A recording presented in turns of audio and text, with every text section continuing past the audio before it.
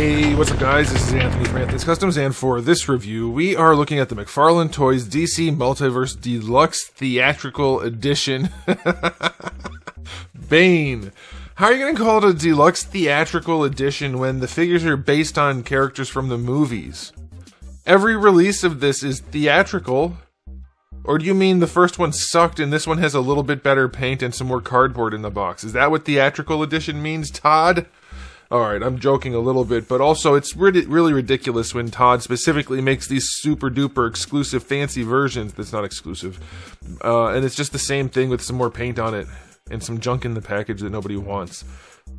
Deluxe Theatrical Edition. It's just like whoever he's hiring to name these things is probably him. That's what it is. Okay, this figure is better than the first release, but I don't even know if it wasn't the first release a BAF, and I didn't review it. Something like that. Most of these figures are just repaints. They're not worth $35. Let's get it off the stand and take a closer look.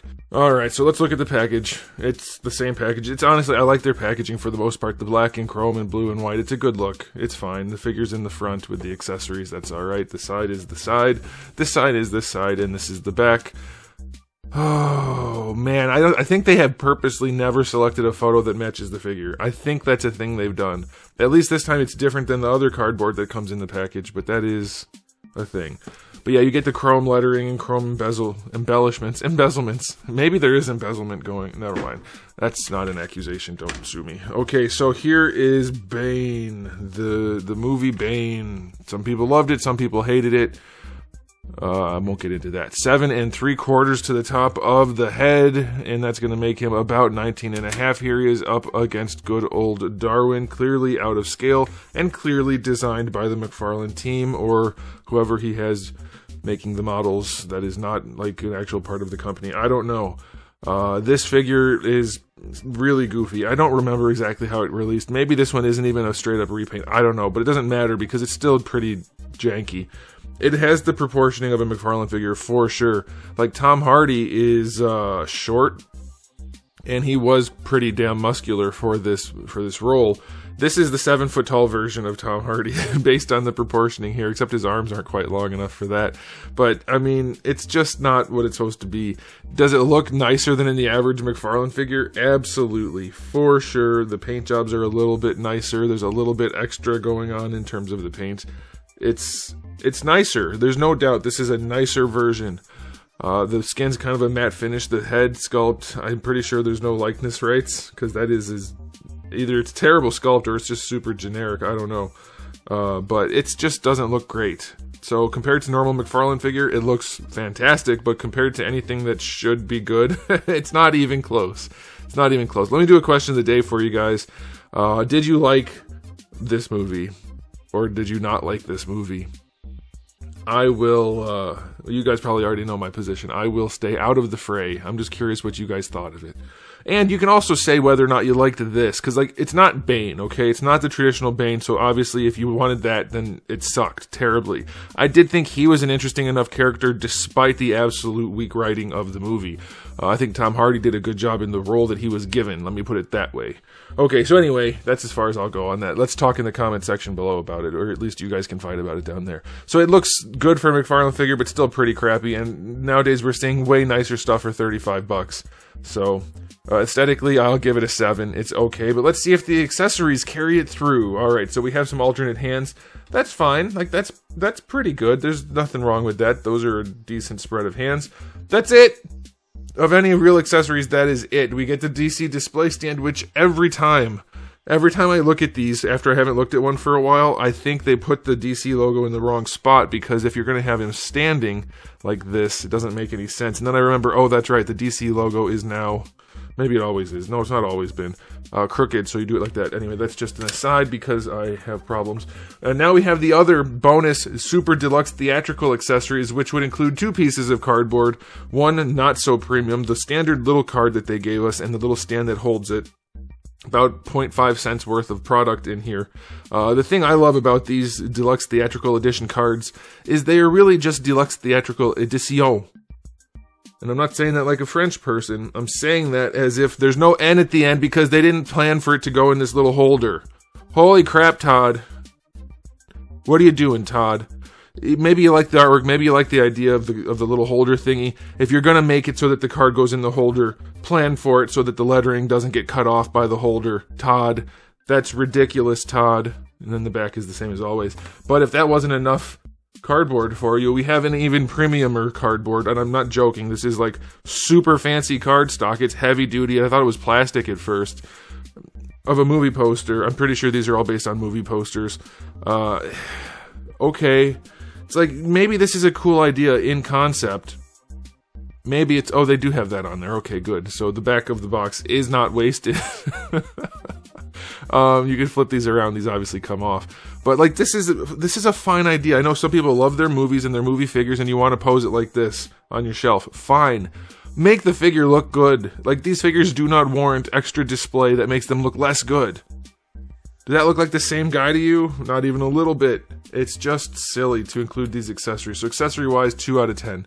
Alright, let's see if this guy is good in articulation, because that is definitely Todd's strong suit.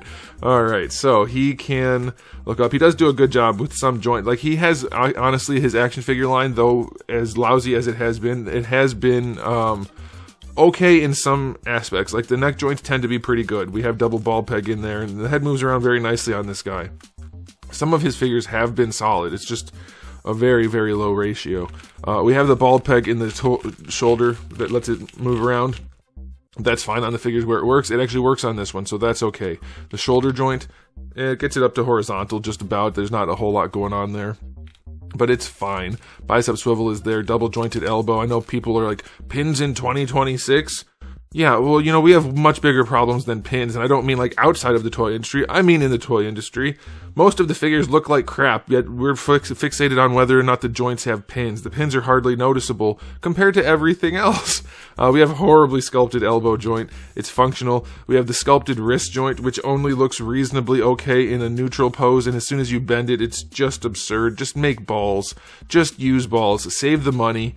And, I mean, it looks worse than a standard ball joint anyway, or ball hinge anyway, so that's just nuts. But you get all kinds of range out of it. For the torso, they did a pretty good job. He actually moves around. Given the design, he moves around pretty well for a Todd figure. It's all flexible and squishy, and it's goofy, but it'll work. I mean, it's fine. There are way worse things than that, so that's okay. Now, for the oversized diaper to hide the sculpt, or to hide the cuts, let's see if it can pose. Yeah, it flexes nicely, so he can get his leg up high enough. Like, this might be, if you're collecting McFarlane movie figures, this might be an okay purchase. It poses pretty well so far. The legs don't go back too far, and there's way too much cake back there for that. But he's very squishy. But it gets him into good poses. I mean, like, obviously that's not a good pose, but you can do it. The range is there, is my point. So that's alright. Thigh swivel, it's in there, but barely. Double jointed knee, a much better looking joint than the elbow, despite its ugliness. It's functional enough. That is okay. Alright. And then for the ankle, it's just an ankle. I mean, it's just an ankle. Yeah, no kidding, dumbass. It's a ball hinge. It's still heavy ratcheted, but you get tons of range, so if you don't mind finding that sweet spot, you're gonna be able to use it. I'm honestly surprised that I'm thinking this is better now that I'm getting into the articulation. I thought it was gonna be bad. I was joking when I said that that's what Todd excels at. Yeah, you get all the range you want out of the ankle other than the heavy ratchets. And then the toe hinge is well placed. It's ratcheted so that'll work well enough, and it's well enough sculpted. It's okay. Honestly, I did not think this was going to happen. The articulation is by far the best part about this figure. I'm going to give the articulation for a Todd figure, it poses pretty damn well. Like, it does, I think, everything I want it to do. I'm going to say 9 out of 10. This thing poses surprisingly well. Alright, but here's the problem. It still looks pretty goofy and gangly. The face is not good. If you can get it into a pose where you can hide these things a little bit and not notice it, I think this is a fair enough pickup. I mean, it's overpriced for sure, but it's still only $35, so it's not, like, obscene. It's just, you know, the usual fare of overpriced stuff. I'm surprised. I thought I was going to hate this, and I don't hate it. I don't think it looks very good, but there's enough paint on it to hide the fact that it doesn't look good. Accessories still suck, but since you have hands for, like, grappling, that's fine. The cardboard's worthless, but it poses. I'm surprised. I'm going to give this for $35. Like, obviously, compared to Storm Arena, it's a non-starter, things like that compared to Jada.